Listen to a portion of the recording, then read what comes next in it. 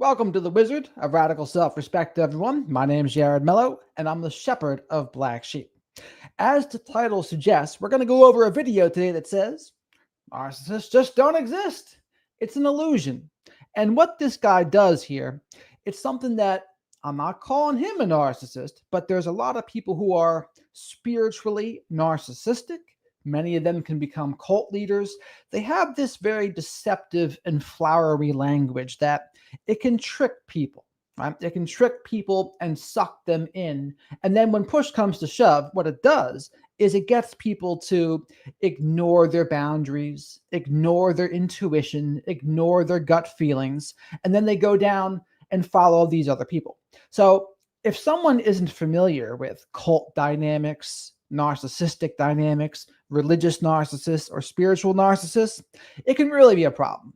And people can really wind up in some bad situations. But I'm going to play this here for you, and we're going to go over it as he plays it, or as he talks about it. There is no narcissist. This is a kind of a rant I've been wanting to make for some time. I don't know, somewhere along the line, I saw somebody speaking about something, and I listened to it for a little while longer. The next thing I know, I'm fed with this and that. And wow, there's a whole community of people out there that are involved in helping people get over narcissistic abuse. And listen, I empathize deeply with people that go through. Now, even the way he said that doesn't seem like the old smile touches the eyes there, as they would say. A callous way to say, I empathize with that deeply, if you ask me. So in other words, he doesn't really empathize, I don't think. Through these kind of things as someone who's well seasoned in that. So you should trust him because he's well seasoned. This is his, I'm an authority on this subject. That means you should listen to me. And where my journey has taken me is to recognize that that's all an illusion. An illusion? I wouldn't say it's an illusion. It is something that absolutely happens in relationship dynamics, but let's go over and hear what he has to say about why he thinks it is an illusion. It never did me any good, nor anyone else, for me to place a fixed idea about somebody. Doesn't matter if So this is probably the most dangerous thing that he says, because there's people that they had this mindset before they learned about narcissism. They didn't want to put them in that narcissist box. They didn't have a fixed idea about them. They wanted to give them endless second chances. They wanted to give them the most charitable interpretation for everything they did. And all it did was continue to get them abused. This is why it is so important. Once you realize someone needs to be in that narcissist box, and don't get me started on this, oh, no one should be labeling, no one should be diagnosing. Well, actions will tell the tale. I never tell anyone to diagnose someone with narcissism, antisocial personality disorder, borderline. That is not the point. Anyone who goes off in that direction, they're trying to distract and deflect from the point. The point is actions speak loud and clear. And if someone's going to do enough narcissistic actions, they're going to abuse you, disrespect you, flip the script, use DARVO, deny, accuse, reverse victim and offender. The label doesn't matter, but you have to act like that's how they are, and that will be fixed. That's going to be fixed. Once they're that way, it is extremely dangerous to ever try to take them outside of that box. So this premise of you shouldn't put them in that category, they shouldn't stay fixed, an extremely dangerous thing to do, because in my opinion, once someone's been in that box, I don't take them out. I've never seen someone who has warranted the forgiveness of that, honestly. I've never seen someone who I've put in that box actually change enough for me to take them out of that box. Am I saying it's impossible? No, I don't say anything's impossible, but very unlikely. And I don't want to give anyone false hope about that. Once someone's been put in that narcissist penalty box, I keep them there. So this idea of, oh, as a dangerous fixed thing to do, no one's fixed. Nah. When it comes to cluster B personalities, that is fixed. There is no cure. Trust their actions regardless of what they say. But let's say, for sake of argument, someone takes what he says to heart. Oh yeah, they shouldn't be fixed. You're right. People can grow, people can change. And they maybe let the narcissistic person that abused them back into their life, only for them to put them through the same cycle of abuse again. And maybe the narcissistic person says, hey, and maybe he cites this video, or maybe she cites this video and says, see, it's not right to fix us. It's not right to put us in a fixed category. We can change. And a lot of times during a love bombing Hoover, narcissists will say all of the right things to try to get you back under their control and for you to let them back into your life. And that's part of the game. And then when they get back into your life, often they get resentful. They even had to be nice to begin with. And then they cycle you through the stages of abuse: love bomb, devalue, discard, except the love bombing is even shorter than before, and the devaluing and discard is even more intense. That's what happens. I have never seen someone that they took someone back that was a narcissistic person and then it went well. I have not seen it. I have not seen that, especially in a romantic setting. I have not seen that. I have seen someone learn how to tolerate someone better. I've seen someone go low contact, where the depth of a relationship, maybe in a family situation, was not very good. There was no trust, but I've seen them been able to manage a situation. The same with a co-parenting situation. I've seen people manage it, but by no means is that a healthy relationship. It's narcissism. Doesn't mean anything. Addict, mean, even on the other side, the light side, don't put any fixed pictures in your mind about anything. And this is that slippery spiritual jargon. And ultimately, at the end of the day, it gets people to ignore their gut feelings and to maybe loosen their boundaries. That's ultimately what the intention of saying things like this is.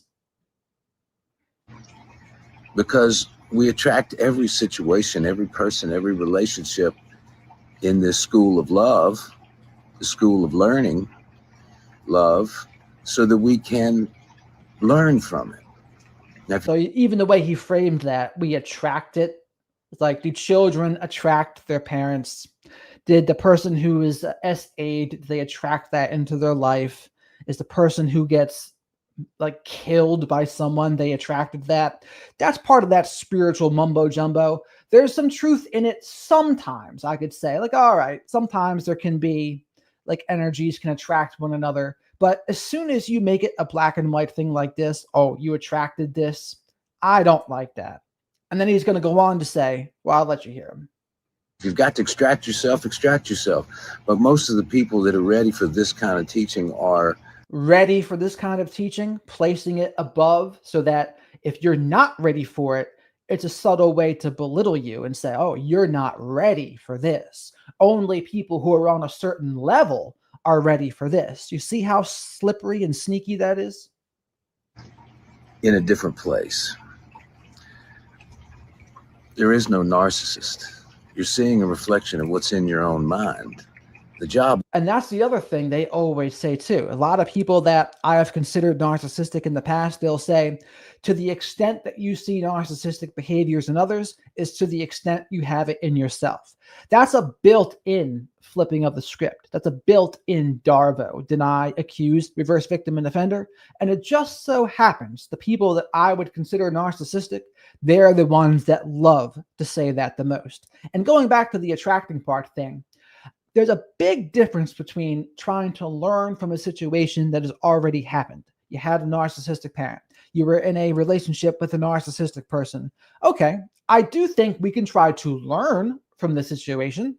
I wouldn't say we attracted it into our lives though. And that is a mindset I've adapted, is I try to learn.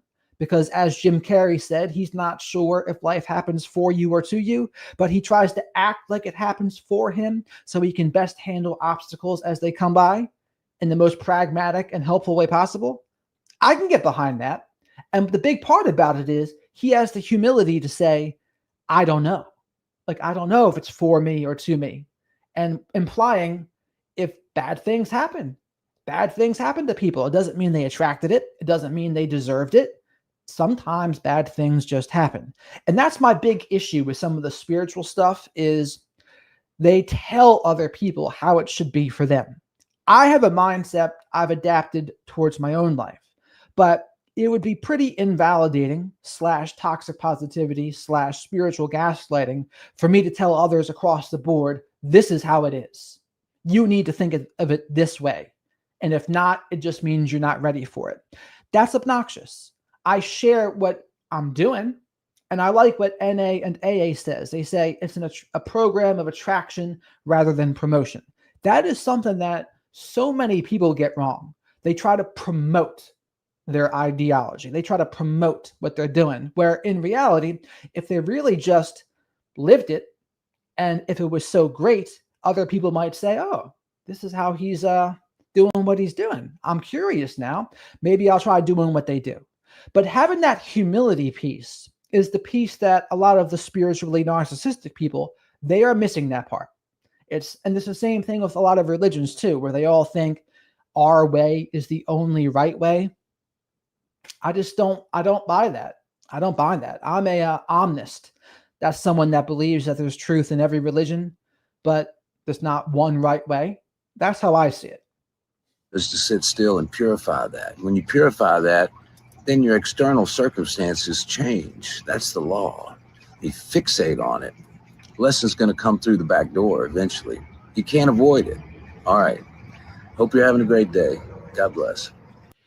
So that was all just a slippery thing for him to say. George, what's shaking?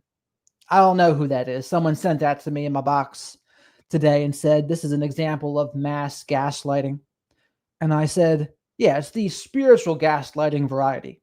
Hey, Ellie, how are you? George says, bad things happen and good things come out of bad things, like Canadian singer-songwriters always says. Correct, right? But to say, oh, you attracted this into your life, I don't like that. That framing is obnoxious to me. I don't like it. But I do think in my own life, I try to look at the things that happened to me and I said, okay, what's a lesson I can pull from this? What kind of positive thing can I pull? That's how I see it. But I'm not going to tell anyone, depending on the situation, right? Oh, you should be doing that too. No, I don't think so. Old Bear, what's shaking? I knew nothing about MPD when I married one.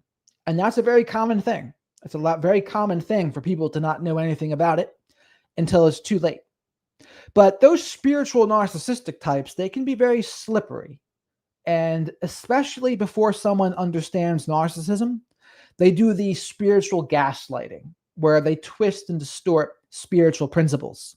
And maybe they'll say, oh, you need to really forgive me, because if you don't, you're not a good Christian. Or if you don't, you're operating with too much ego.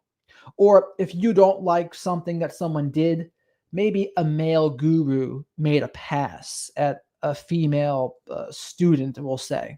And then the guy says when she doesn't like it, oh, what does that bring up for you when I did that? It means maybe there's something you need to work on. But it's one of those flipping of the scripts to make it seem like there's only you're the problem for having a problem with what I did.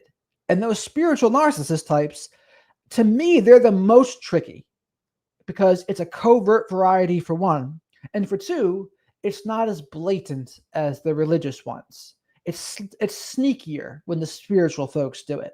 But it's something that you got to be on your guard for. It's going to be a subtle bad feeling you probably get from people like that. And again, most of my problem with that is just the arrogance of the message and the black and white of the message. I don't like that. Jan Arden says, I don't know who that is, George. To act like we invited it into our lives is silliness. Correct. And that's why the spiritual people go too far. It's like, you're going to say that to a kid? Like, when you really take a look at it, it's obnoxious when they say things like that. Like, what are you doing? Right?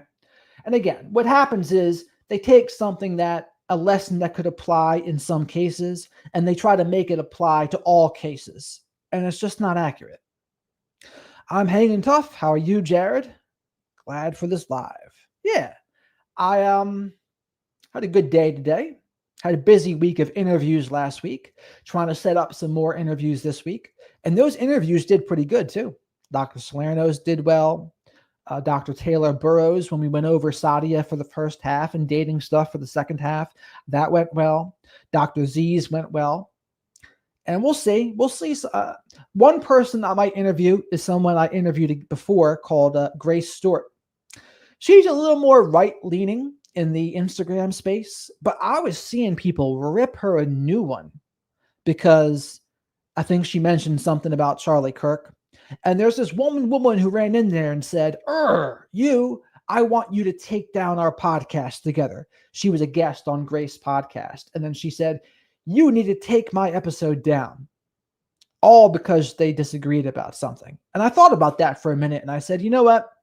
That's a big part of the problem. You can disagree. There's nothing wrong with that. But to pull it to that extreme instantly, all or nothing, and then to demand that the podcast episode be taken down, and then all of the people that might have been helped by hearing her story of abuse and domestic violence, now you don't want them to hear it just because Grace has a different opinion? To me, that's part of the problem. And the woman who asked for that podcast to be taken down, that's selfish. That's totally selfish. Thank you, Ellie. So the interviews are cool for me because it gives me an opportunity to kind of bounce off of somebody and talk about things that don't normally come up naturally. That's also why I like doing these lives too, because I can do the same. Old Bear says, I played my role through serious ignorance. I had no clue that people like my ex existed. I was that ignorant and very young. Well, I wouldn't call you ignorant. I would just say, I like saying you didn't know what you didn't know. That's what I would say. And it's very likely you had a narcissistic parent as well. So you were conditioned probably by what you grew up with. Oh, this is what love is supposed to look like. They condition you to associate the behaviors of a narcissist with love. And again, it's a very similar story that I've had. So I try not to beat myself up about it. But in retrospect, once we see, we won't be able to unsee. And it becomes obvious once you see, right? Thank you, Ellie. If you have any other interview suggestions, let me know. Check out Little Bird by John Arden. I've never heard of him, but I will check it out. Or is Jan a guy or a woman? I guess a guy. Being gullible can only happen once. Correct. It's like George W. Bush tried to say, fool me once, shame on you. Fool me twice, shame on me. Okay. Jan's one of those uni-gender names that you never know. Like Kyle is a uni-gender name. Alex is a uni-gender name. What's another one? There's probably got to be a few more out there. Old Bear says, do you get tired of this topic, Jared? The further away I space myself from my ex, the less NPD content I want to consume. It does get old sometimes. What gets interesting with it is when I hear new perspectives sometimes. And that's what's been pretty cool with Dr. Salerno. And also, though, I do enjoy sharing my experience. And I do enjoy doing the interviews. Now, if it's just the same old interview, not as much, right? If I'm just talking to the same old things, that can kind of get old for me. But with Dr. Salerno, that doesn't happen. And I can talk about other things too. I go in spurts with it because you know what also happens, Old Bear? I'll give you an example. So when I see narcissistic people in my life because of what I do, it re-inspires me to make content about it. So the self-aware narcissist that won't be named, that re-inspired me a little bit. Sadia Khan, that re-inspired me a little bit because she was doing so much nonsense. What else? So there was a person that was going to reach out to me for a coaching consultation. And this is what happens with their entitlement and expectation of special treatment. I don't give people a free consultation anymore. Like I have thousands of videos for people to check out. And that's just how I've decided to play it because I got burned before doing it that way, right? I used to be much more lax in my rules for the business, and it really only hurt me. So I learned my lesson, and I said, you know what? No, you can just do a 30-minute consultation instead of a 60, but you're not going to, they always say the same things. Oh, I just want to feel you out. I just want to feel you out to make it sure it's a good fit. It's like, nah, you're not going to be able to talk to me on the phone without like abiding by my rules. These are my rules for my business. Everyone else obeys the rules. Why shouldn't you have to obey the rules? And here's the other thing. When I was more of a people pleaser back in the day, I would have been very tempted to cave to that person and say, oh yeah, I should make an exception for them. And then I realized, no, I should never do that, because if I cave for this one person, that's a slap in the face to everyone else that obeyed my rules of the business. So I can't do that. That wouldn't be fair to the people that played by the rules, that like they respected the rules of my business. So I learned, yeah, that's why you don't give those exceptions, because I appreciate the people that respect me. And I wouldn't want to give them a slap in the face for respecting me and let someone bully me and manipulate me into giving them a free consultation. That wouldn't be right. And so basically that's what I said to them. I said, like, no, I just don't give a free consultation. And they didn't like this though, because I had a bad feeling about him. And he was like, oh, I said, just no. And I left it at that. And then a couple of days later though, he's like, you know what? You've put money over your purpose, and you're done this. And you really, there's something wrong with you. And he said, I was going to be willing to pay you a lot more money once I just found out it was a good fit. And I said to him, no, you're just not above the rules of my business. The people, everyone else obeys the rules. There's no reason why you shouldn't obey the rules. And then he went straight into the, oh, you're being defensive and blah, blah, blah, blah. I was like, no, I can communicate clearly the boundaries without being defensive. I didn't call you any names, but the example was, this is most likely a narcissistic person that felt entitled to special treatment. They wanted me to make exceptions for them. And then when I didn't do it, they perceived that as a loss of control. And that made them very angry. It made them feel less special. So then they had to lash out at me, try to tear me down. Oh, you're the one with the problem. Your boundaries are too rigid. You need to be more flexible, making it seem like my rules are the problem, when in reality, he just refused to respect the rules. That's the rules. And he's like, money's not important to me. But, well, you're kind of acting like it is if you're not willing to respect the rules of my business. And then he kept on going, so I blocked him. And then he started chasing me down on Facebook to try to like make me look bad somehow. And I was like, dude, but this is what happens though. And I've learned this is why you trust your gut. If someone's not going to respect you, you'll pay the price if you don't trust your gut. And so that's what I learned. I said, all right, trust the gut. He's kind of taking me for a runaround. Now he's going to try to like make me look bad on Facebook. Instead of playing their game and justifying, arguing, defending, or explaining, block, block, block. Don't play the game. It's like, I did nothing wrong. I communicated the boundaries. He just didn't like it. George says, did you see Abba and Preach's video regarding Saudia's lawsuit against them? I did. I did see that. And it gave me a mild pause for concern. I was like, huh, I wonder if she'll try to sue me. I don't think I'm big enough, thankfully, in this regard. But the thing, what about that lawsuit was, George, there was no specifics. Like the things that Abba and Preach said, she mentioned the price because that was the one thing they did get wrong. But that was the smallest thing.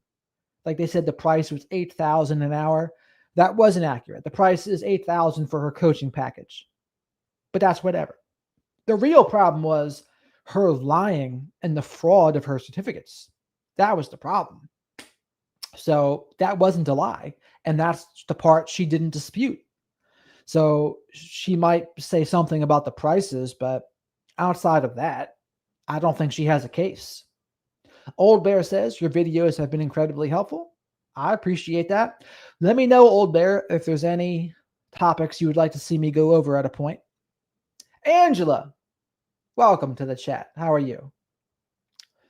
Old Bear says, oh, manipulation. Oh, my goodness. Yeah. I mean, once you see it, you can see it from a mile away. And I saw this and I was like, yep. But you see, when someone doesn't see it, they'll be tempted to jade and they might think they've done something wrong. Oh no, this person that's a potential client is very angry at me. I must have done something wrong. They must be right. I am being too rigid. I'm not being flexible enough. But while you think that way, what you're doing is you're jumping through their hoops now, and they're in charge of the dynamic. If you start trying to get them to validate what you're doing or agree with your perception of reality, now you're playing the wrong game. Now you're jumping through their hoops, and now they got you. The best thing to do is say something clearly. No, you're not above the rules of my business. Everyone else obeys the rules. There's no reason why you shouldn't too. The end. And then when that wasn't acceptable, he ranted and raved some more. I said, okay, have a good one. Block. Then I see him on Facebook ranting and raving some more. Don't even say have a good one. Block. Done, done, done. Kat, how are you? I'm living the dream over here myself. How'd you know I was thinking about duck hunting, George? Maybe I saw you say that and it made me think of the video game Duck Hunting. That's possible. George W. was a good president overall, like Trump. Good old Trumpert. You know, he should condemn. The problem with Trump, I think, right now is he's got to bring people together. That's the one thing he doesn't do very good. He's like, I shouldn't say just the one thing, but he's not, he like only acts like he's talking to one side. He's got to say, you know what, let's tone things down here and try to unite people. But in America right now, I think we're the closest to a civil war we've ever been. He does do, that's for sure. He does a lot of doing and talking. He does a lot of talking too. Well, yours truly is going to be a guest on the Mark Vicente show. Do you know who that is? He was part of a cult or something like that. Obama was one of the more articulate presidents, I would say. Old Bear says, I'm still working on healing me. Divorce is final on the 23rd of this month, so I ventured onto some dating sites. Ooh, the dating sites are awful. Red flags all over the place. I believe it. I mean, what do you want? Tinder, Bumble, Hinge, Match, Christian Mingle? I've actually, Facebook dating, I haven't been on any dating sites for a while. They're a distraction for me. Like it would almost be like a hobby just to swipe through and talk to people. But I've been much more focused since I don't do that anymore. I do my own thing. And granted, I don't date as much. There's people I know that I talk to, but you know, my priorities got to be with the business because it always seems like there's always more to do. There's more content to make, more videos to make, more comments to reply to, people to invite on the show, all that. Facebook dating. Yeah, I've been on there. Angela says, do you think that it's easy for a man with a normal family to accept a woman who doesn't want any contact with her narcissistic family? Would you give that information on a first date? I wouldn't do that maybe on a first date, but I wouldn't care. Like if someone doesn't have contact with their family, I understand because of who I am and what I talk about that happens. Now, does the average person that doesn't know anything about this, what would they think? Yeah, it might be a pause for concern. I might be like a pause. I wouldn't say a red flag. But when there's conflict, there's one or two things, right? It's either the person who's telling you or everyone else, like they're saying, right? So it just requires a little bit of due diligence. But it's not an outright red flag, I would say. I would say, no, it happens. And in fact, if someone says that to me, I don't talk to my family, I probably wouldn't even question it. I would just say, okay. And I would just see where it went. I would see where it went from there. Obama was a smooth talker, talk so slow for nothing. Well, he was smooth. Obama, his thing was his actions were a little more Republican oriented. His rhetoric, he kind of pulled at the race issues a little bit, but he was smart. And I'll give him credit for this. His book from the early 90s, it did make me think of things differently in terms of race relations.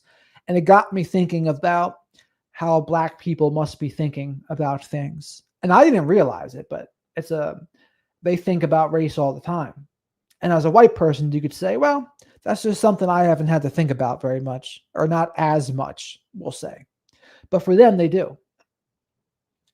But that doesn't endorse any kind of victim mentality either, though. Like, I think both of those things are true. Old Bear says, I've been doing me for 2 years now, and I thought I'd try the whole dating scene. I think I'm happy alone.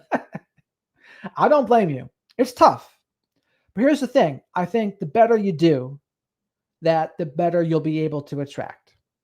I think that's a good rule. Like, the better you're doing, the better you're able to detect red flags, and the more emotionally healthy you get, and the better you're doing in your own life, more than likely, the better quality person you wind up with. Now, granted, it's different for women.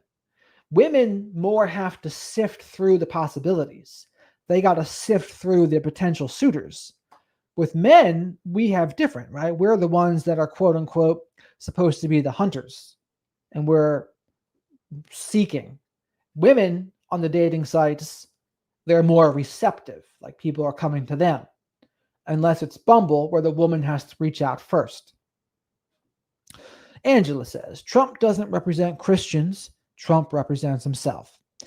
I would say that's accurate. I mean, the Christians, I think Charlie Kirk's more of a Christian than Trump.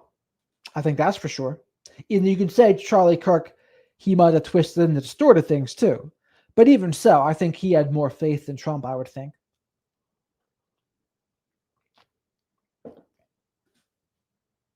And I think that is one thing. I think overall America might have been a little bit healthier when there was more religion. But right now, religion is at an all-time low of popularity.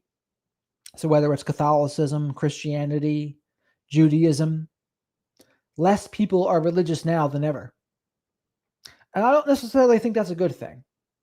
Now, granted, I don't think religion is perfect either, but I think it's better than people making politics their religion, or climate change their religion, or veganism their religion, or fill in the blank.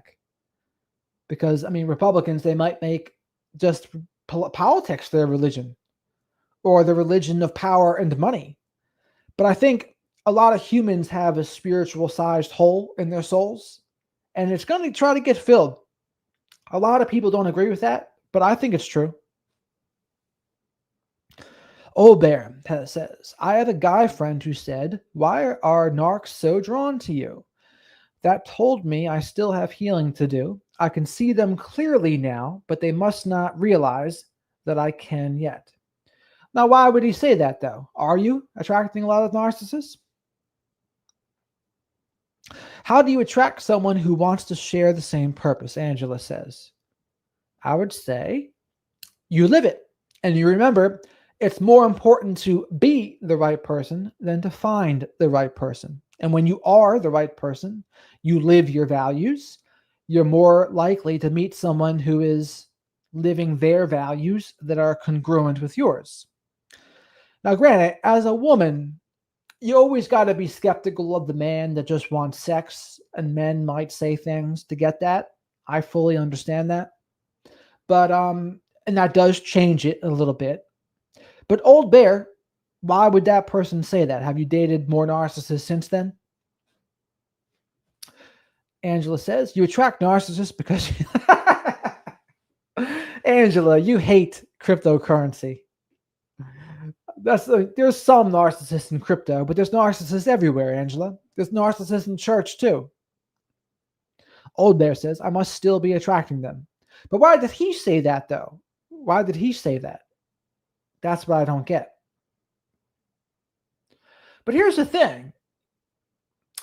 This is going to be controversial. I've never understood the perfect victim mentality thing, where someone's, the perfect prey is what they'll call them. And they'll say, oh, I'm this way. I was this, or because everyone always says, oh, all narcissists want the strong, independent woman, or all narcissists want the extremely empathetic woman. And I don't really think that's completely accurate. I would say different narcissists want different kinds of people. And that makes people angry to hear. But yeah, there are some narcissists. They do really like the strong, independent woman or the strong, independent man. And there's other narcissists. They want a woman who's going to be more easy to control. It just depends on the narcissist. And I think most narcissists are going to be attracted to a good-looking person, regardless, whether it's a strong, independent woman, empathetic woman, athletic woman, fill in the blank. It's like, no, hot is hot. And sometimes people try to make more out of something than that's really there. When in reality, I think if a guy finds a woman attractive, that's like one of his top things. Other things, that falls into place later, but they got to meet that first for a lot of guys. So I don't know, but some people try to sell the perfect prey. The perfect prey, they'll say. It's the truth, girl, Angela says. Old Bear says, no, I have not dated anyone. I talk to people, but no dates or relationships. So that's what I'm saying, though. So why is he saying that you're attracting narcissists when you haven't even been dating? Old Bear says, I see the red flags in just conversation alone. Well, NPD traits and lies, people tend to lie quite a bit. Yes, they do. Gregory House said, everybody lies, which is true. I think people can strive not to lie, but eventually people might even tell white lies. And not all white lies are the worst. Sometimes they have their purpose sometimes, and there's also lies of omission, half-truths. You see that a lot in the news as well, for that matter. And they all play a part. They all play a part. But I think the fact that you can see them, Old Bear, that's the important thing. You see them now, as long as you don't let yourself get sucked in. Because that does happen too. People see it, and then they ignore it. They ignore the red flags, and then the red flags they ignore, that becomes the reason why the relationship ends later. And that does happen a lot too. And then you have to think about, why do people ignore the red flags? Well, if someone finds someone attractive enough, or they give them the tingles, or they're fun enough, or they don't want to be alone, those are usually the reasons people ignore red flags. George is correct. Discernment is everything. Because if you don't, then you'll wind up in some trouble. Old Bear says, so this guy friend I have, I tell him about the different guys that hit me up or I talk to, and he can see their bad traits also. If he sees it too, then it's true. It's true. But let's hear about some of these bad traits. What are you hearing? So you said they lie, but what else do they do?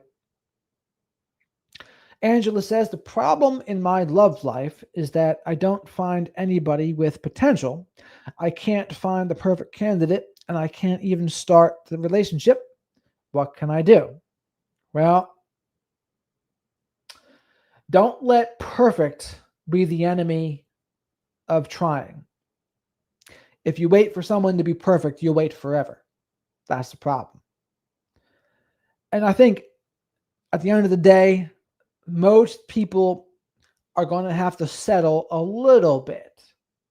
Now, I'm not saying you have to settle on your core values, but it's very rare for someone to be 100% what you want.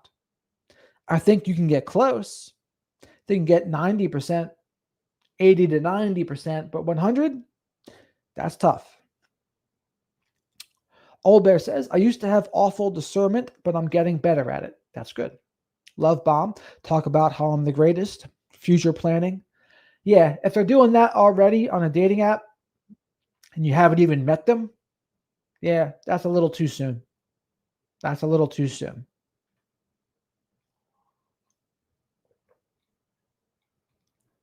You got to meet someone first, right?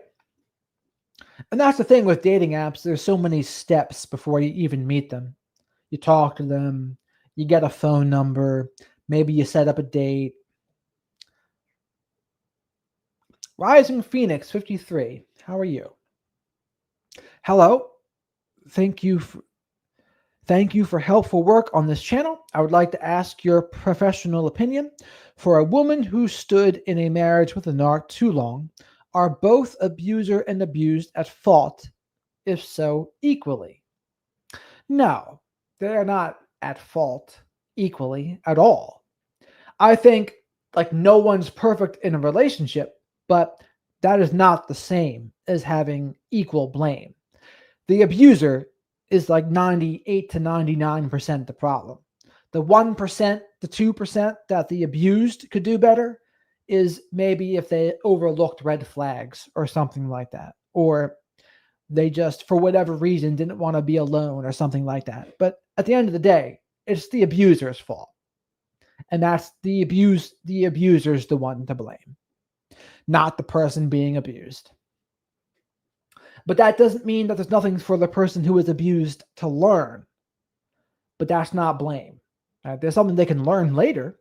They can reflect on the relationship and say, what was this person like? Were there red flags I didn't see? Or because often there is red flags, or people start to defend, excuse, explain, or rationalize the bad behavior. There's things that the victims can learn, but don't confuse that with blaming. George says, trying to find healthy people after having spent so much time with toxic is tough. Yes. But here's the other thing, though. I think the best connections I've ever had, it doesn't seem like you're even trying. Like you're just more friends first, and it just kind of seems to work. You just get along, and you don't have to think about it much. But if you have to think about it a lot, that's usually the ones that maybe aren't the best because it's not natural. You got it, Rising Phoenix. Why did you ask that question? Did someone tell you that you were to blame for an abusive situation? Because I wouldn't think you are. Anyone who tried to tell you that you are to blame, that's one of those obnoxious victim blaming things. Well, they'll try to twist it into giving the abuser a free pass and saying, well, why didn't you leave sooner? Why didn't you do this? Why didn't you do that? And it's like, dude, they didn't want this to happen. They were in a trauma bond. Things got slowly worse over time. It's the frog in a boiling pot analogy of abuse. And for those who don't know, the frog in a boiling pot analogy of abuse is if you put a frog in a boiling hot pot of water, it'll jump right out. But if you put a frog in a pot of water and slowly turn up the heat, the frog just cooks to death because it doesn't notice it. It doesn't notice the heat turning up. And that's what happens a lot of times in an abusive relationship. Doesn't seem so bad at first, but then before you know it, the water's boiling and you're in hot water.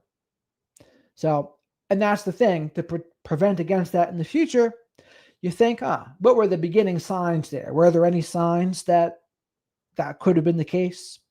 And again, even looking for signs, that's not blaming. To me, it's empowering someone else so that it becomes the least likely they will ever be in a relationship with someone like that again. That's my goal for people, to empower them, to help them learn from the situations, and that's it. But I would never blame them. That's obnoxious. It's obnoxious to blame.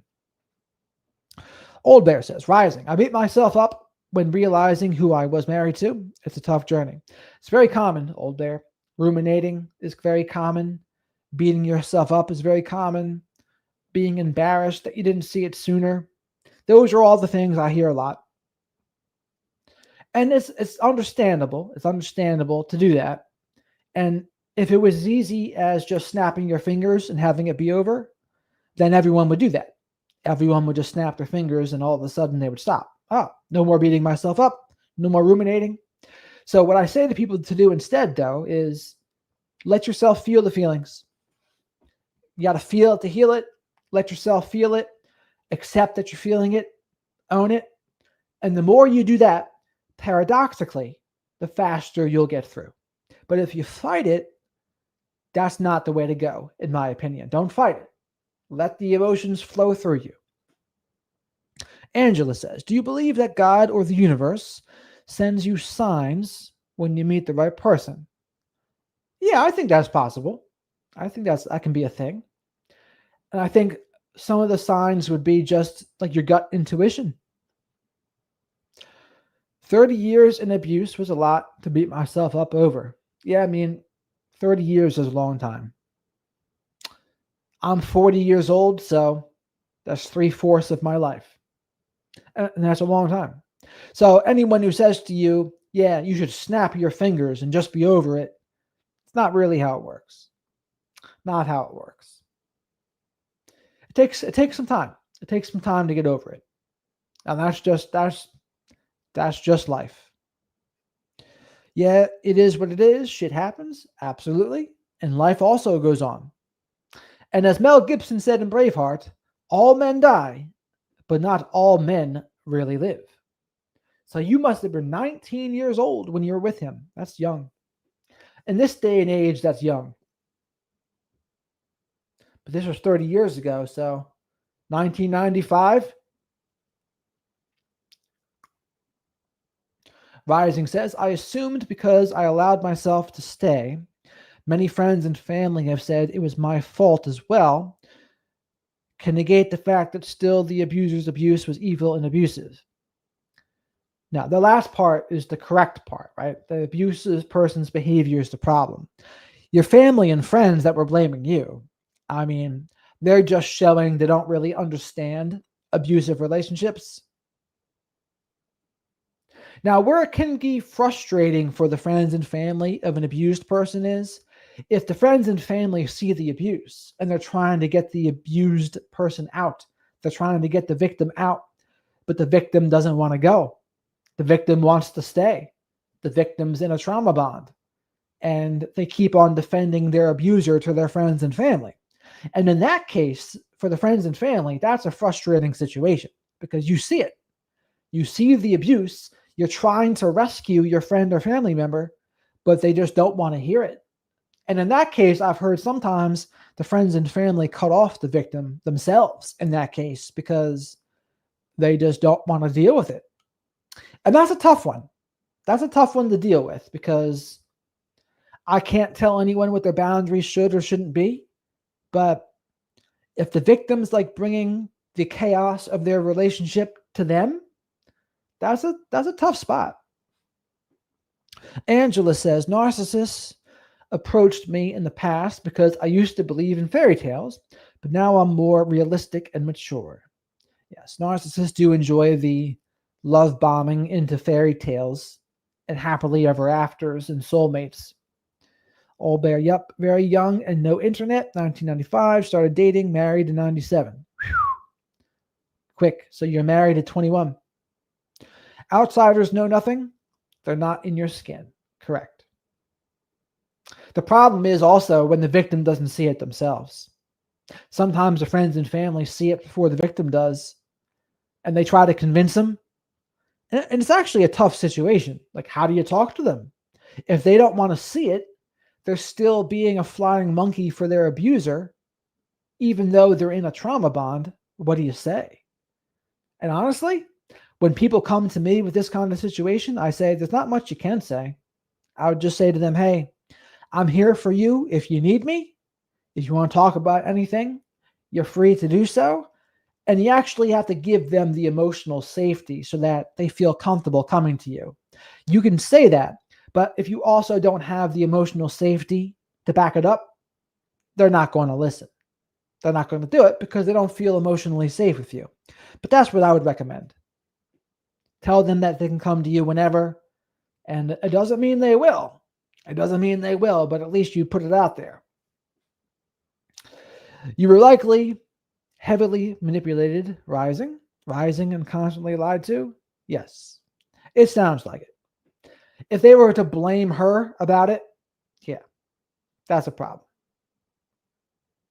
Now, and what would her friends and family say? They'd probably say like, "Oh, she should have seen it sooner," or what else would they say? "Where's your accountability?"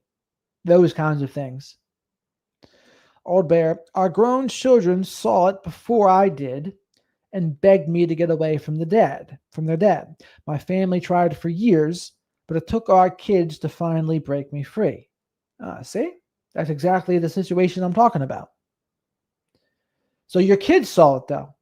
That's cool. It's cool that they were able to see it and actually able to help you.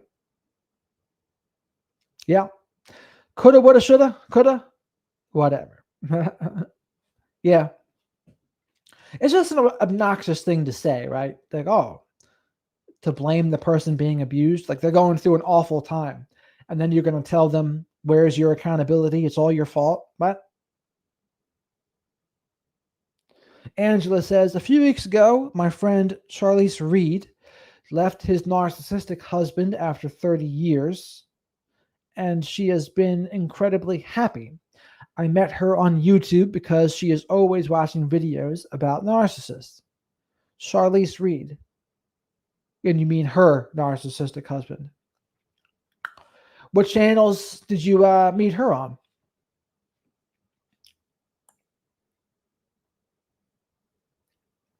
Because I did reach out to some of the other people, not the narcissist or whatever that person's name was. I did reach out to them, which was cool. Oh, if you're all still here, make sure you like the video too while you're here.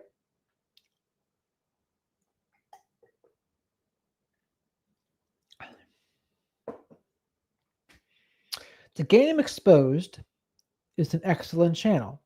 I've never heard of that.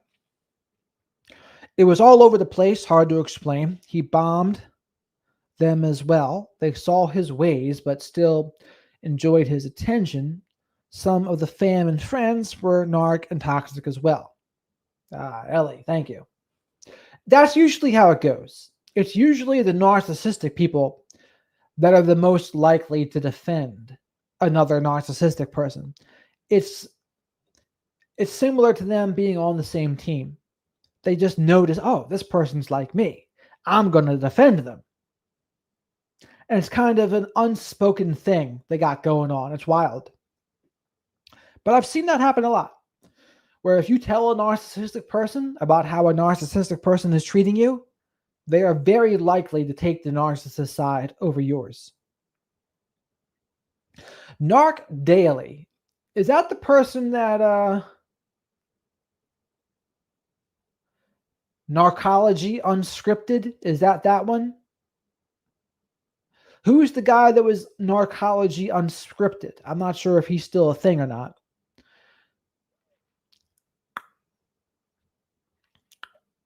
So let's see. Let's take a look at them.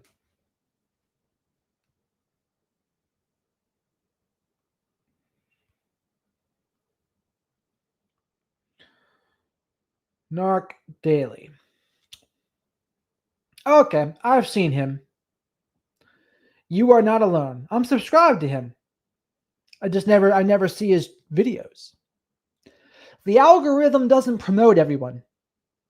And here's my theory. My theory now is, especially when it comes to narcissism and mental health things, the YouTube algorithm wants to promote licensed professionals. I think they want to promote doctors.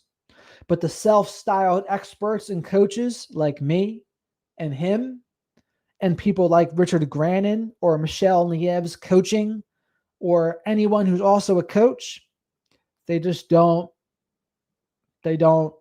promote them.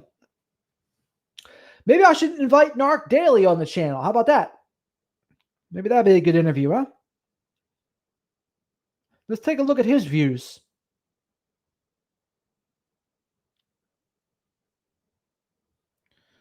700,000 views 1 year ago he got once. where the narcissist eventually ends up.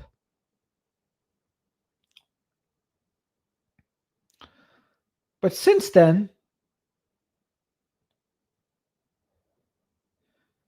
it's only one video over 10,000 in the last month. Just big, like basic. Dr. Vaknin provides incredible insights. Dr. Vaknin, I don't mind Dr. Vaknin, but I also must caution people that he is also a narcissist. So you have to be careful with that. There's only two things I think I disagree with him on: confabulation and the genetic component. But he's got a way of, he speaks in a highly intelligent manner. But I'll invite him on. What's his name? Is he anonymous? Looks like he might be anonymous. 43 million views. 217,000 subscribers. Ellie says, it is very hard to stay on this journey consistently, and he is a reminder of it for us all on the trail. Narc Dahlias or the game exposed.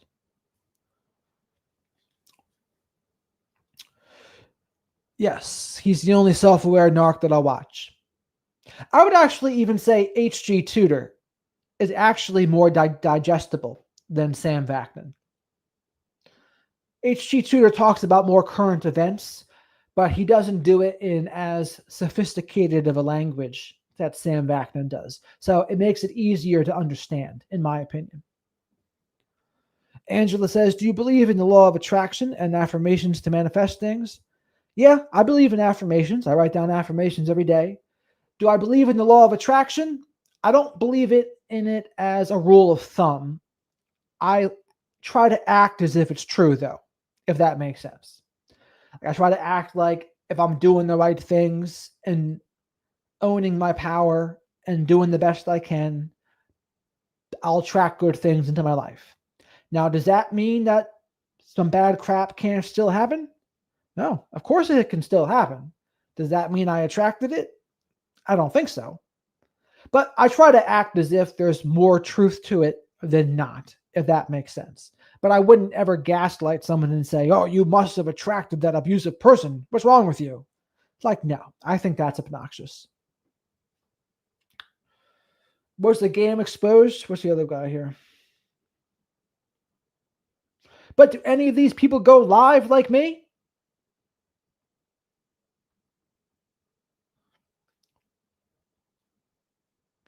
Oh, it's a woman.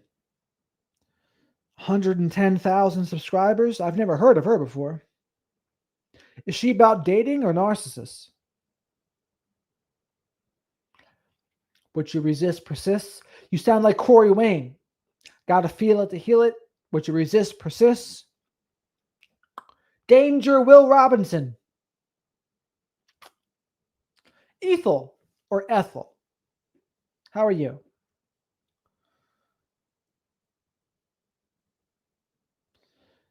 See, that's one of the things that I can do that they won't do.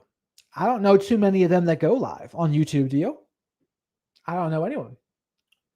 In the narcissist space, at least. I see people do that on Instagram, but not YouTube.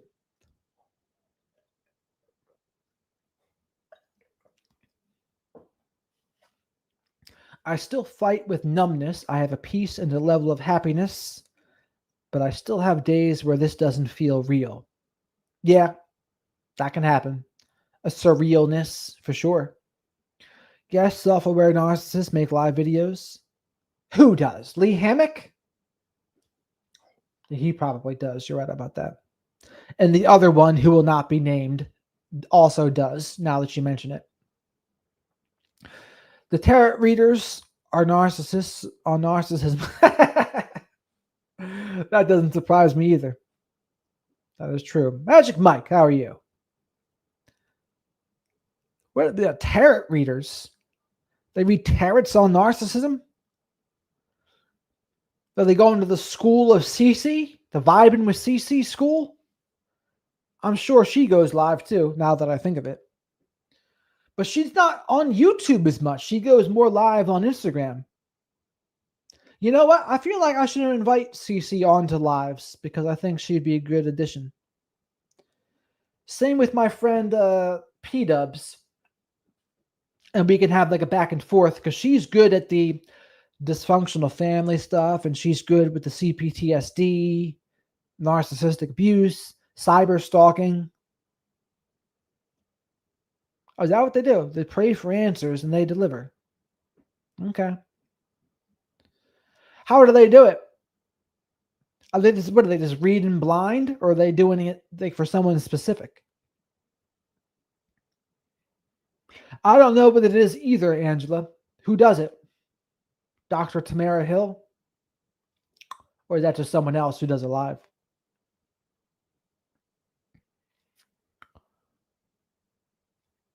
The scoop on Sadia is she's a fraud that lied about having a DHA license, who lied about having a master's degree, and who put the BPS, the British Psychological Society's logo, on a Center of Excellence certificate, which is fraud. And that's what I went over with Dr. Taylor Burroughs, some people were trying to say, oh, you can call yourself a psychologist in England. No, you cannot.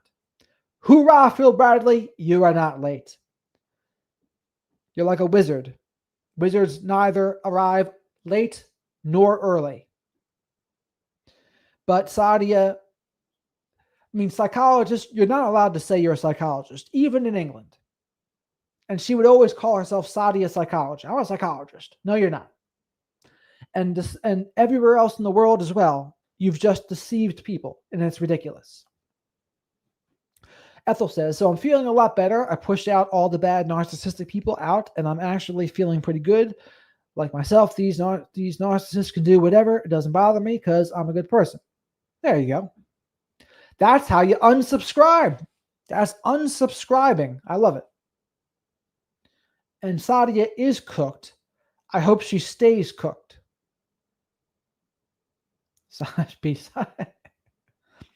Does the tarot reader tell you if the narcissists are gaslighting you or not? What is that? Yeah, I'll be curious how they do it. I'll be curious because I really don't know. She's probably feeling some narcissistic collapsing lately. Yes, she probably is. Definitely a narcissistic injury. Likely a narcissistic collapse. I mean, when you saw her on Abba and Preach, when they blindsided her, she actually, the energy was different on her end because she was caught. And she didn't have that antagonistic energy like she was used to having because she was actually concerned about consequences for a change. Rising says, shake my head, yes, constantly lied to, manipulation, and it was always all my fault. Gaslighting, in-laws playing both sides, and flying monkey in-law friends. My narc parent mostly support him and for attention and money. Yeah, that's a very invalidating experience. That's what that is. That's why in the beginning, people need support, encouragement, and validation. They don't need any of that. Oh, you attracted this. Where's your accountability? That's not what they need. Yes, a lot of people can relate to that, right, old bear? It's a vulnerable time. It's a vulnerable time, and they need support. And I had a great birthday and Labor Day. It was a little chilly, but it was fun. Well, happy belated birthday to you. And I'm glad you had a good Labor Day. That's what life is all about after the narcissist, because we don't want to let them continue to rob us of our joy and happiness. And how do we make sure they don't rob us? We live life to the fullest. And as Frank Sinatra said, the best revenge is massive success. But you don't do it for them. You do it for yourself. You get the revenge you just live and try to be successful for yourself. That's the bottom line. But I do like that Frank Sinatra quote. It's a good quote. It's also the difference between revenge and justice. Justice is about making even or fairness. revenge is more severe than the initial offense. Which on a Goob video, someone yelled at him because he said, they said to him, don't say revenge, because he was trying to get people to get revenge on Sadia. They said, make sure you say justice. I was like, okay. People can be they control the tone. They can police a lot of the words. Old Bear says, my ex showed back up for my birthday. That's common. He continues to test the waters and see if I'll fall back into his fantasy. Yes. Do you have to co-parent with him at all? Or are your kids old enough that you don't have to? You always got to be on guard for those Hoovers, because especially if he had control of you for 30 years, they're not going to let that go easy. And they might try to be relentless in trying to get you back. That's what I've seen a lot.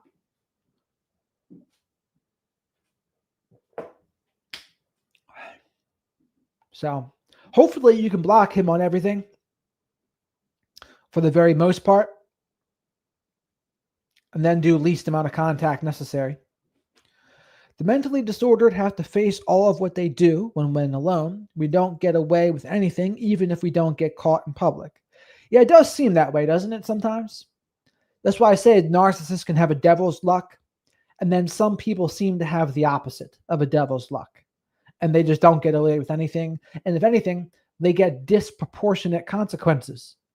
And narcissists get the opposite, no consequences a lot of times. It's wild to see.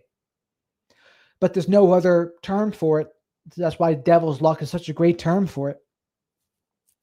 Or spiritual transformational elevation. I never heard of that. He has done everything possible to break me. Yes. I've heard a lot, Old Bear, unfortunately. There's no limit to how childish and ridiculous they'll be to try to get to you, because if they realize they can't get you back, they'll settle for making you miserable. Angela says, in my opinion, narcissists do bad things on purpose because they are evil, but all of them are insecure. I think you have a different perspective, yeah. Yes, you're right, I do. You're right, I do. I think the vulnerable narcissist can be maybe insecure. But even then, like I think the way Dr. Salerno would describe it is grandiosity, feelings of superiority, feeling entitled to special treatment. That's not low self-esteem. That's not feeling insecure, is what he would say. And I totally get what he means, because it doesn't seem like that's insecure.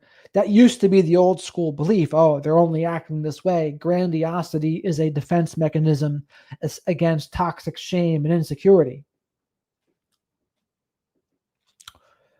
Yeah, and cowards is something you could call them, because character and integrity is often missing with them. Old Bear says, thankfully, the hoovering has slowed down. I've gone as much no contact as possible. I can't be hoovered anymore. He's truly evil. He's actually killed off the version of me that he once knew. In a way, that can be a good thing. Like you can shed like the parts of yourself that needed to grow, perhaps, and now you're a better version of yourself. You could say that. Ethel says, confront them and see. Ethel says, I've noticed the narcissist that attacked me. I think that they're scared to know not to mess with me. Yeah, they're cowards, but yeah, I mean, they certainly do a lot of cowardly things, that's for sure. The power they hold is in you believing in the mask. Yes. But once you see it, it seems more ridiculous than powerful. Morals are missing too. Absolutely. All narcissists are insecure because they are always comparing themselves to other people. That's my opinion. I get you. I get what you're saying. They are very competitive. When they don't get the external validation, Magic Mike says, of their grandiosity, they definitely become extremely insecure. Maybe it only lasts briefly till they switch into revenge gear. I think what happens when they don't get the external validation is they get flat. They get depressed. I think that can happen for sure. because they need the excessive admiration. They need that narcissistic supply. And when they're not feeling it, they can be like collapsed, definitely. And they might feel anxious or depressed when they're collapsed, absolutely. My ex was insecure on the inside, but showed confidence. Aha. Now, what are the actions of him being insecure? Because that's actually something I should say to Salerno as well about it is, and notice in my last interview with him, I said to him, I think people get confused because they'll see the narcissist hypersensitivity to criticism and they'll say, how secure and confident can you be if you're so hypersensitive to criticism? And let me please add, amen, Ellie. Straight from the Divine Tarot is also a great channel. A lot of tarot channels out there, huh? Where do they do like astrology on there too?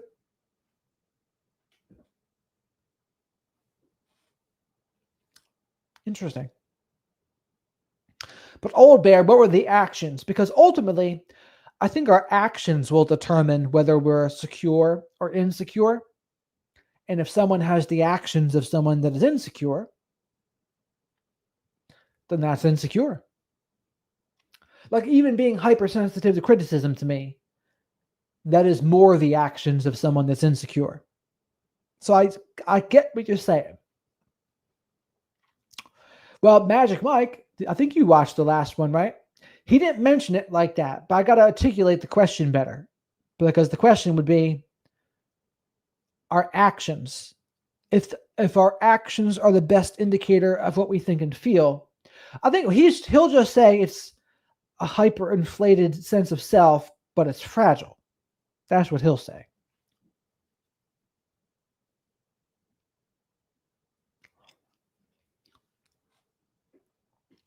Yeah, jealousy, not a controlling Old Bear. Like days of our lives, like sand in an hourglass, these are the days of our lives. And I may say they are punks. They are. You're not wrong about that, Ellie. You are not wrong.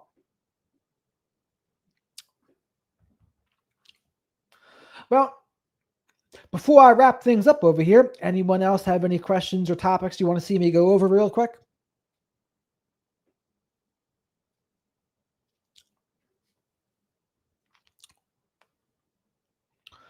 Yeah, that's your homework assignment. Watch the tarots and then report back. Tell me what you learned. Okay, so he was insecure at home, but not for the world. I couldn't criticize him at all. I wasn't able to point out his lies. He was never wrong. Yeah, that makes sense.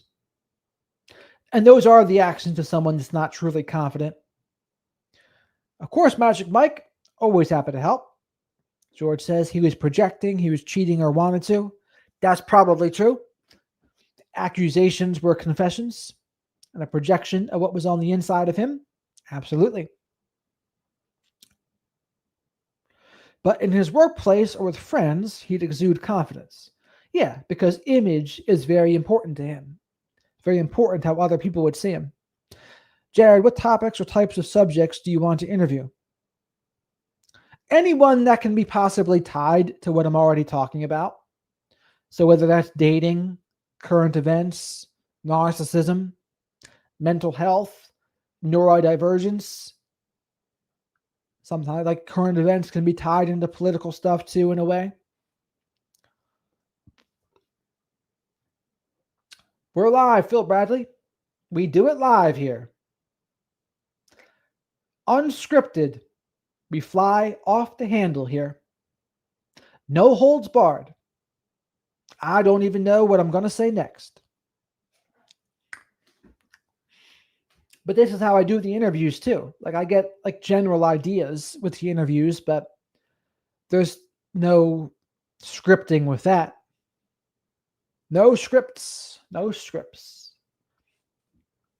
A lot of people will ask me for questions in advance, or they used to, and I say, nah, we don't do that over here. I'll give you like a couple general bullet points maybe, but for the most part, we let the conversation go.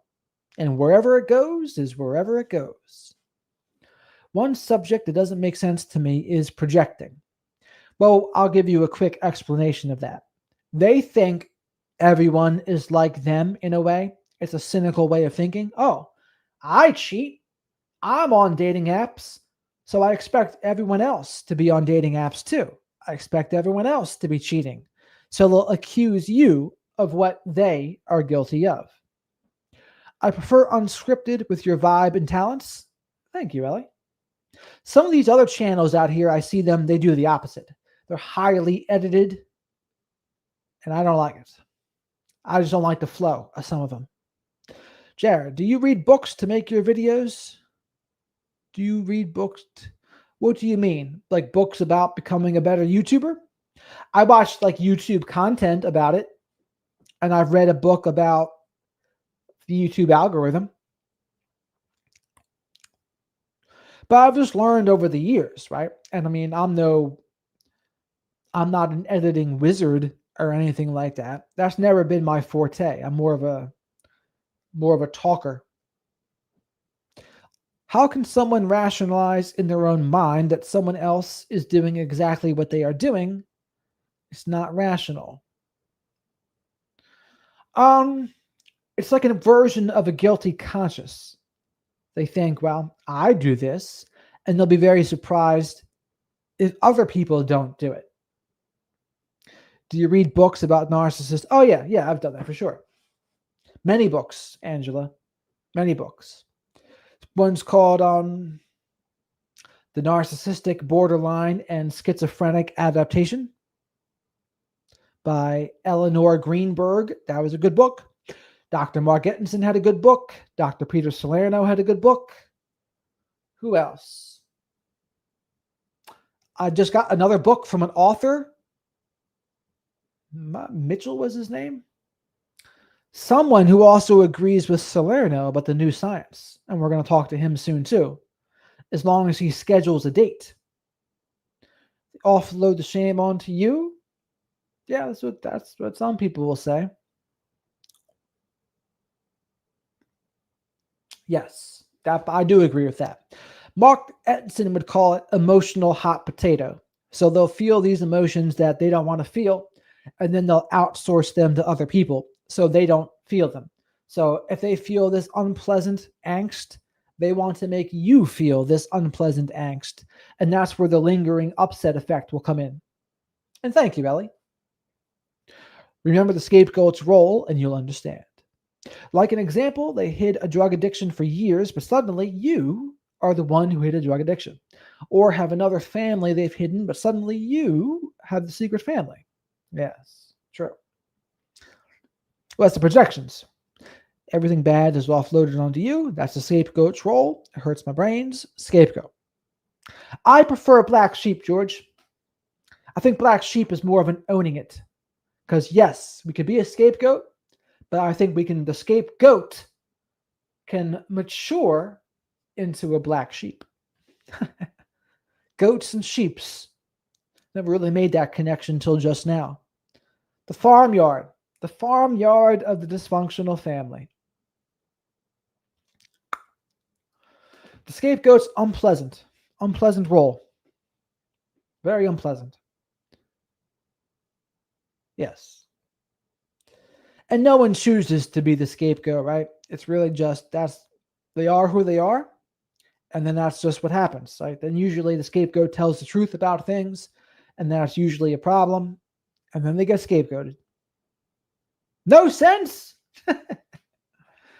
Well, narcissism in general, what makes it make sense is everything they do is about power, control, managing their image, narcissistic supply, and avoiding accountability.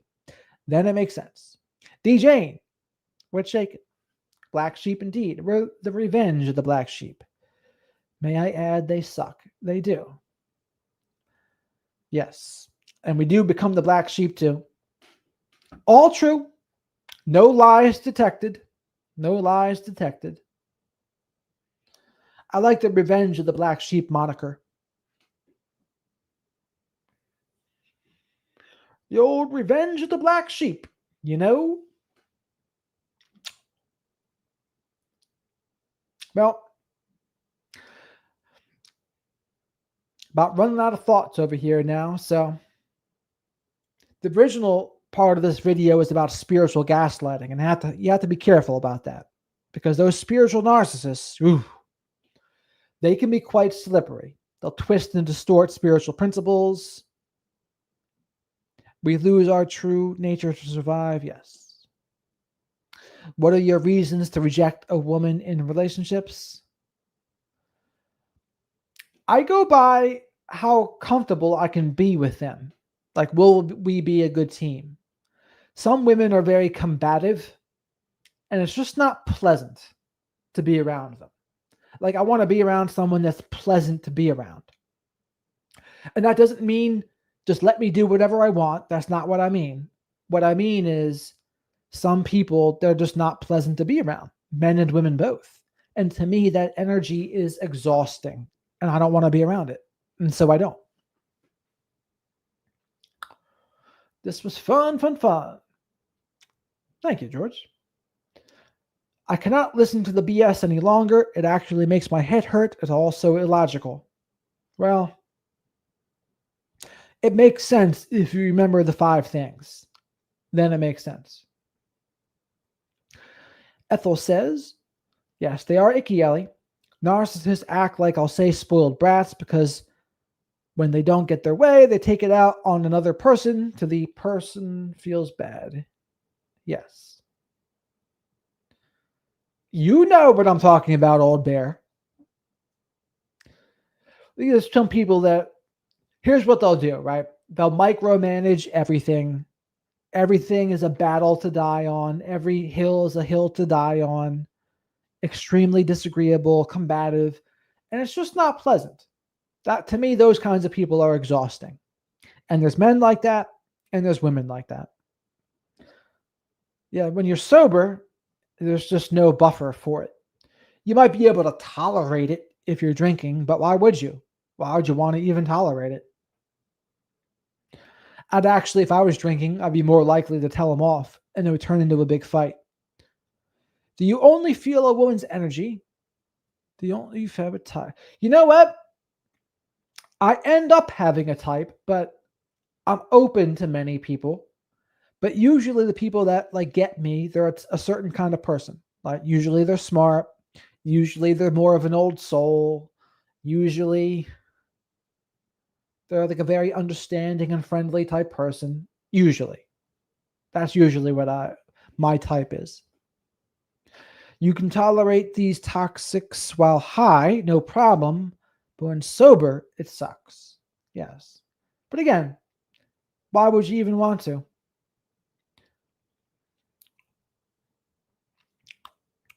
No, I agree, Ellie. Not a drop of fun being around them.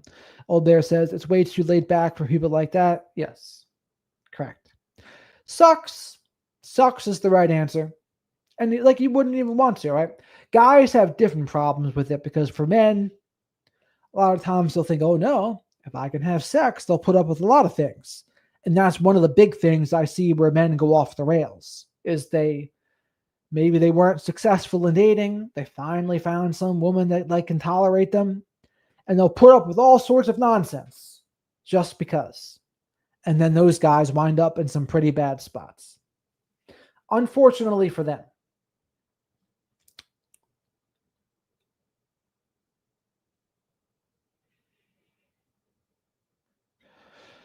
All right.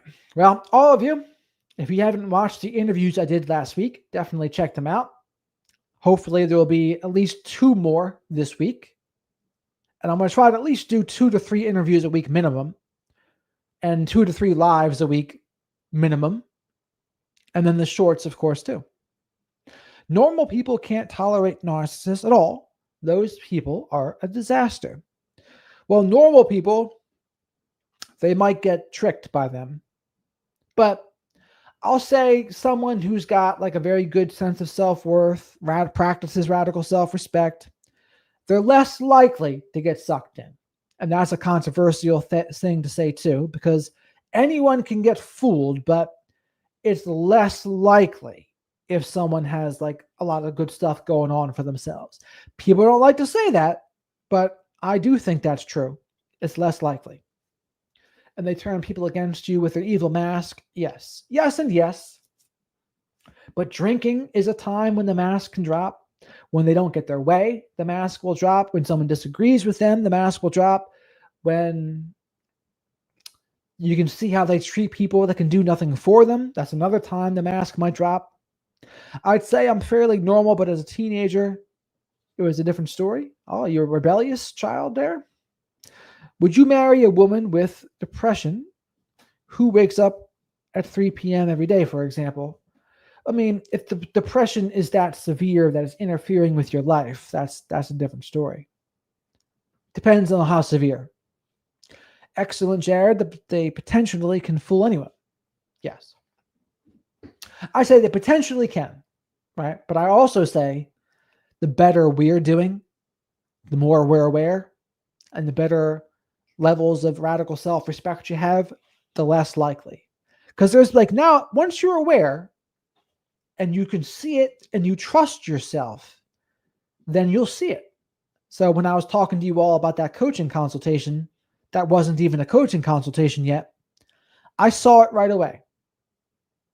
And once I see it right away, it's one thing to feel it, but then it's another thing to trust your gut and follow through. Because if you notice it, but then don't follow through, then that wasn't what good was the insight if you don't follow through. It was no good. You got to follow through on the gut feelings. And what does following through look like? Leaving, or in this case, not coaching them. Would you support a woman with depression? It depends. I mean, if it was someone that developed depression after we met, probably. If it was severe depression in the beginning, that's probably not someone I would date. Because, I mean, why would I want to, if it's severe depression where it's impacting their life that much, why would I be attracted to someone like that? I probably wouldn't be, right?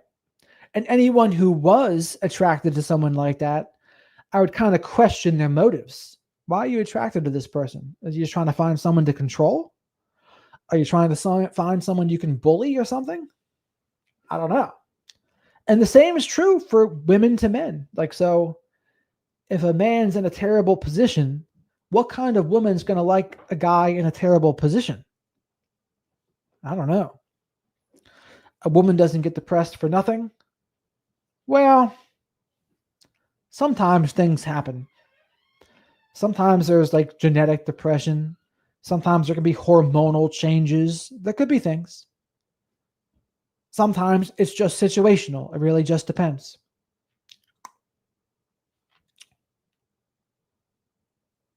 Women are more level-headed than men. Sometimes. I think sometimes. And then sometimes no. Depends. There are some unhinged men. And there's some unhinged women. Yeah, I mean, people that have autoimmune disorders or their hormones get out of whack. Our neurotransmitters and our hormones, they contribute to our moods a lot. They're big. They're part of our neurochemistry. And if our neurochemistry is off, we are going to be off without a doubt.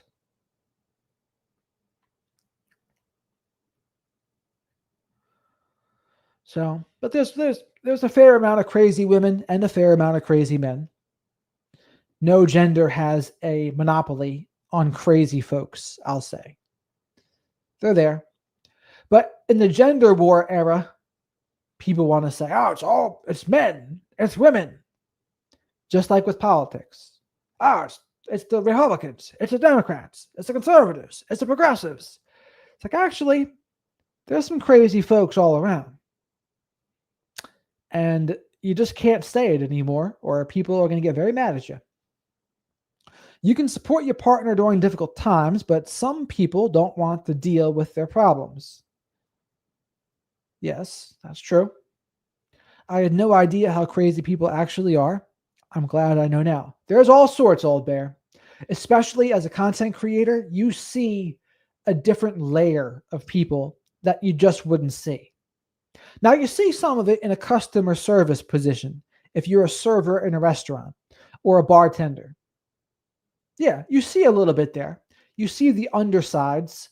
And I used to be a taxi driver, and I used to be an Uber driver. I saw all sorts of stuff in those scenarios. Well, there's a post I made before, Angela, or someone made it, not me, but there's a difference between a rough patch and abuse, mistreatment, lies, cheating, and things like that. A rough patch is health problems, some occasional arguments, things along those lines. But there needs to be a good base. And you're probably not going to get a strong foundation if you're meeting someone when they're severely depressed. That person's not really in a good place to be starting a relationship. Why would they? We all didn't know anything when we were teenagers. True. People can go cuckoo easily, just is, in my opinion. Yeah, I mean, especially now in the social media era, I think a lot of people's sanity is one gentle tug away from madness. And we're kind of seeing it because we live in a pretty surreal world right now. That's for sure. Like with all the political stuff, all the social media stuff, and we don't know how this social media stuff is going to impact us. YouTube, Facebook, Instagram, TikTok. We just don't know. We might find out scrolling social media is just as bad as for your body as smoking a pack of cigarettes a day. We don't know. We just don't know. But we'll find out. We'll probably find out the hard way, but we're going to find out.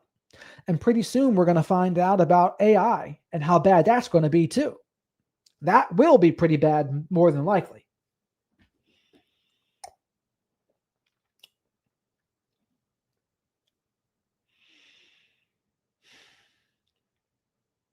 You need a strong partner these days. Yes, you do.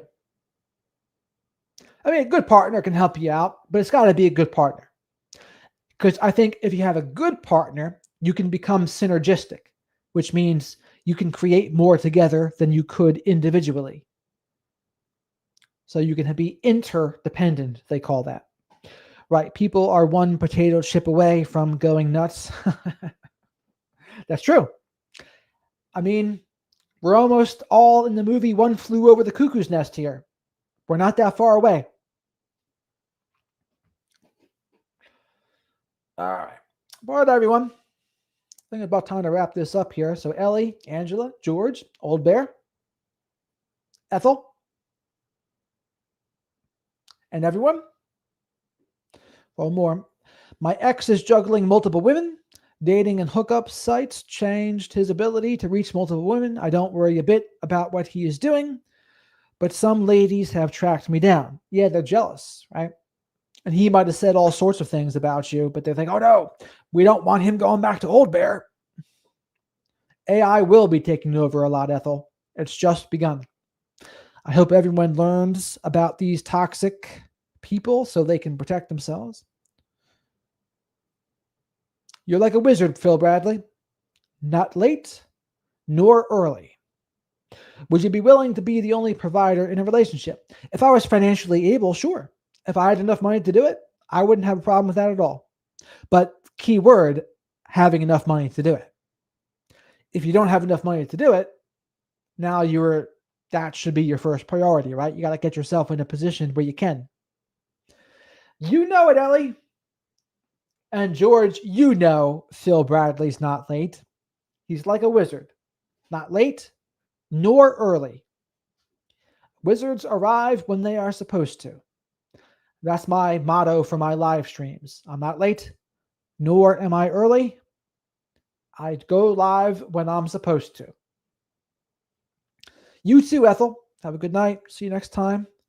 I'm glad you enjoyed the live streams. It's good to have some interaction with the audience here, because that's what you don't really get too much of with the shorts or even the interviews for that matter. You got it, Angela. Divine timing is right, George. Thanks, Old Bear. See you on the gram as well. I uploaded some clips of some of the interviews recently to the gram. The Christian interviews have been pretty popular. The Salerno ones are always popular. And the one with Dr. Taylor Burrows here on YouTube actually did better than I thought it would. So that was pretty cool. But all right, everyone. Over and out. Until next time. And remember to like the video too.